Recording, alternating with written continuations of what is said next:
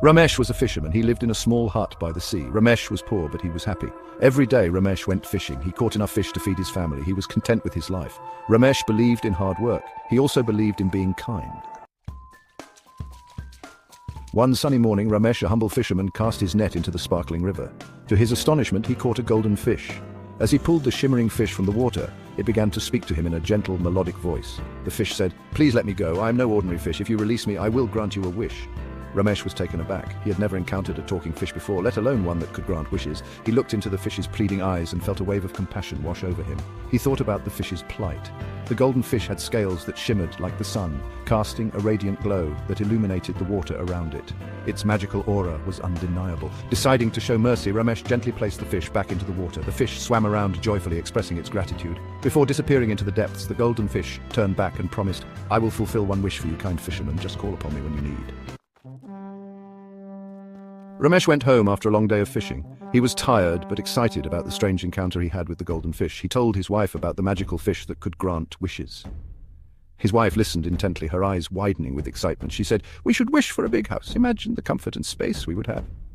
Ramesh, seeing the enthusiasm in her eyes, agreed without hesitation. The next day, Ramesh went back to the sea, his heart pounding with anticipation. The waves crashed against the shore as he approached the water. He called out to the golden fish, his voice echoing over the waves. The fish appeared, shimmering in the sunlight. Ramesh asked for a big house, his voice filled with hope and excitement. The fish listened and nodded. The fish granted his wish.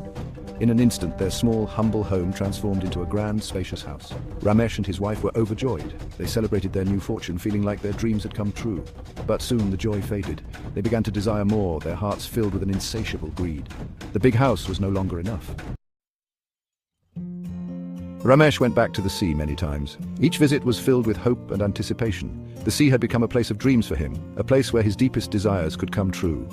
He asked for more wishes. He wished for gold. The shimmering coins brought a temporary smile to his face, but soon the joy faded. The gold was not enough to fill the void in his heart. He wished for a palace. A grand structure rose by the water, magnificent and awe-inspiring. Yet, within its walls, Ramesh felt a growing emptiness. The palace was just a shell, a facade that masked his true feelings. The fish granted all his wishes. It was a magical creature, capable of turning dreams into reality, but with each wish granted, Ramesh's desires grew more insatiable. But Ramesh was still not happy. He became greedy. The luxuries that once seemed so appealing now felt like chains, binding him to a life of endless wanting. He wanted more and more. His greed knew no bounds. Each new treasure only fueled his desire for the next, leaving him in a constant state of dissatisfaction. One day, the fish warned him. It emerged from the depths with a grave expression, its eyes reflecting the wisdom of the ages. It said, "Greed is dangerous."